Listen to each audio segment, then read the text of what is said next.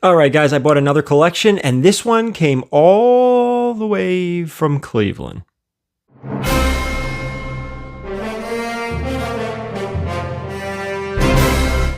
All right, we're going to get into this video, guys. This was a really cool collection, a lot of amazing Spider-Man.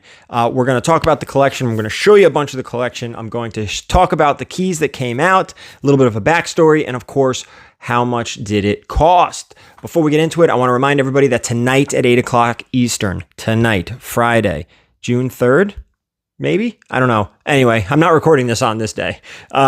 Ryan Brown is back in-house on Whatnot, and we're going to be doing another big auction, a lot of artwork, a lot of sketches, remarks, sketch cards. You got to check it out. He's done an amazing job with this next auction. I think he's just really enjoying this new style of remark that he's been doing because these things are killer. Check that out. Give me a follow, VERYGARY_comics over there on Whatnot. Download the app. Use down in the description, use the code, get yourself $10 off your first purchase. And that's it. So with this collection, we'll just say his name is Mike. All right. That's an easy enough name to remember. And his brother, they've been collectors for about 30, 40 years. And you can tell, not 40, that's a bit much, probably 30 years.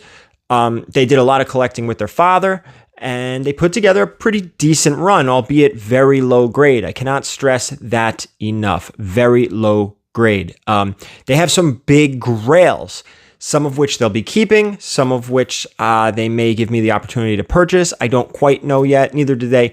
I don't know if a decision's really been made. Regardless, the bulk of the collection, the majority of the collection, I was able to pick up. All right, you know what? Let's take a look at what was in there. I'm going to go over the keys afterwards, and again, we'll go over the price and a little bit of the story of the major grails. We'll definitely be talking about that. All right, guys, so boom, number 2, number 3, jump to number 7. So 4, 5, and 6 is missing. No Mysterio, there's Green Goblin, and this stuff is low grade. You're going to see a lot of Marvel chipping. Some color on one of these issues is just, look, there's a corner missing there. That one's fully colored. The Spider-Man is all colored in, but some good stuff, some nice books, just low grade.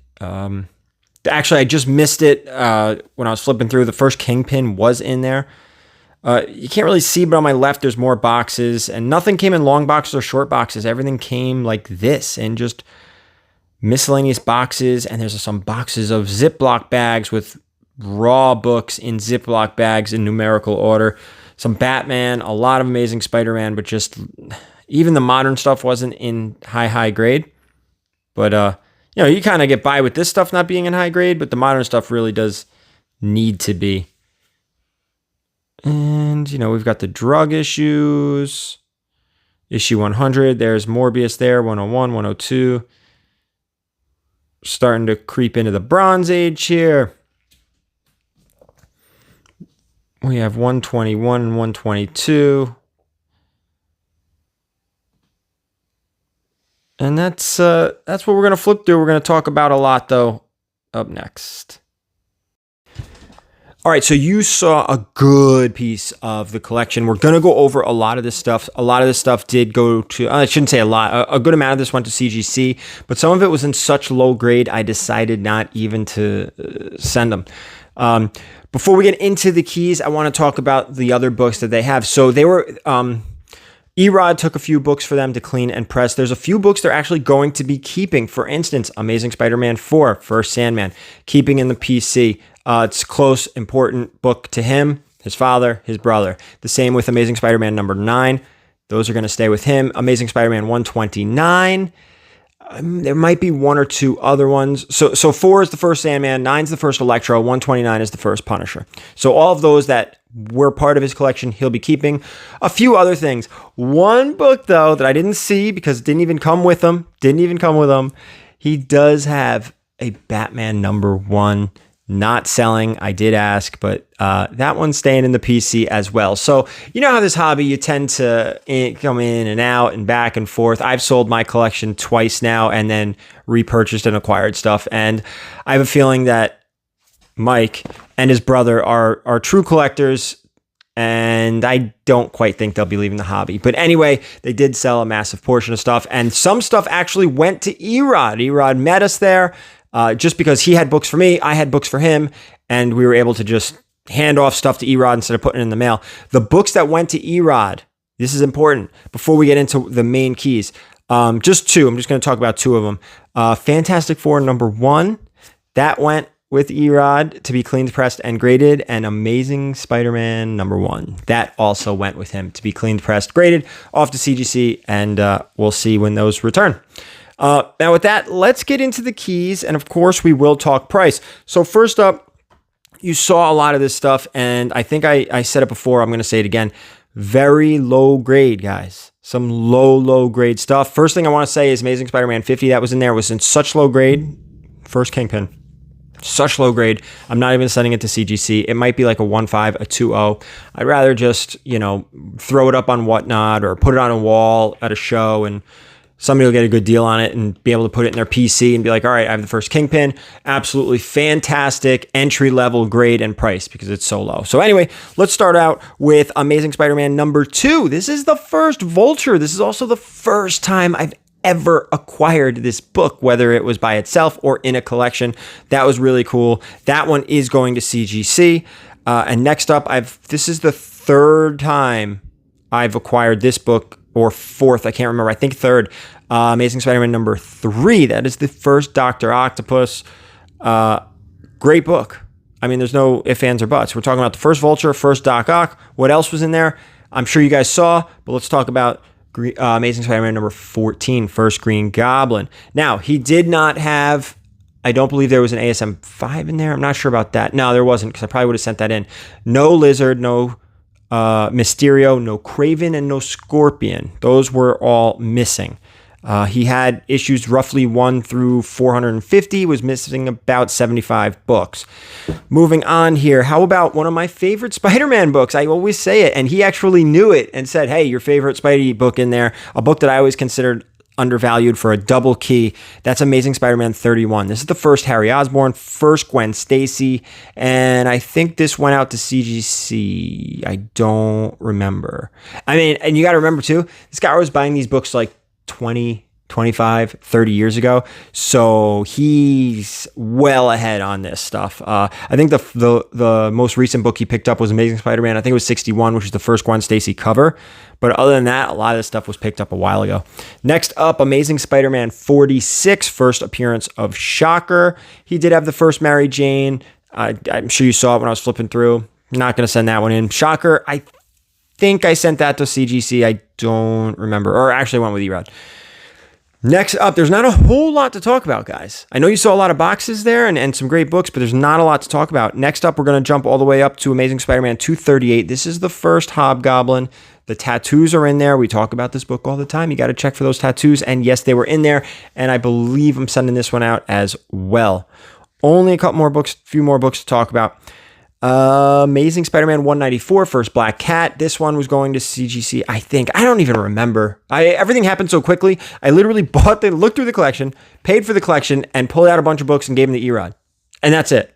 And now the other ones are just sitting in a box right now waiting to be bagged and boarded because everything needs to be bagged and boarded. Everything. That was the first Black Cat. Amazing Spider-Man 300. We know this. First Venom. This was a newsstand copy. Looks like it was read multiple times. I actually believe Mike said that he read all of them, all the books, which is great. That's cool. All the Silver Age Spidey, I believe he read everything. The ASM 1, the FF 1. Pretty cool. Maybe I'll read that too when it comes back.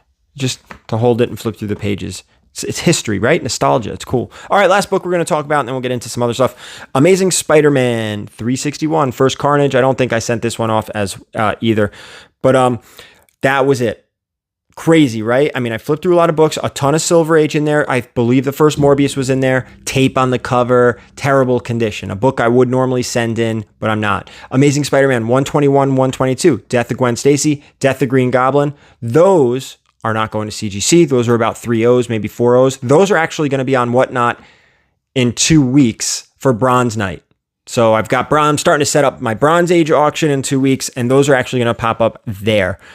So you saw a lot of bigger keys. Amazing Spider-Man 100, just a nice anniversary issue, great cover, but low grade. That's a book I usually send if I think it's a 7.5 or 8.0 or higher. I'll send that one to CGC. But some of these other ones, Kingpin, Morbius, Death of Gwen Stacy, Death of Green Goblin. Those are books like the Kingpin. If it was like a mid-grade, even like a 3.5 or a 4.0, I would be sending that to CGC. I think it's a 2.0. But you know what? Let's not send that one in. The low-grade Bronze Age stuff, the Morbius tape on the cover. I can't stress enough how low-grade this was. But with that being said, to this collector, it didn't matter. And it shouldn't matter. I always talk about entry-level grades, right? Get in, get your book. You can always upgrade later. Well, what was important to Mike was making sure they can complete the run. You know, they never quite got the run completed, but they hit, as you see, some major keys. Now, with all that being said, with the FF1 still going to CGC, ASM1, and there was like a few other books still going. Oh, he had a Batman, was it 44? Shoot, he had a Batman 2 that he wanted to clean press, get graded, but the cover was detached, brittle pages. We're not going to press that book, but we are going to send it to CGC with these other ones. So, and then there was another Golden Age Captain Marvel book, actually, DC. And I don't remember what number or what issue that was, but that's also being cleaned, pressed, and off to CGC. Some high grade stuff.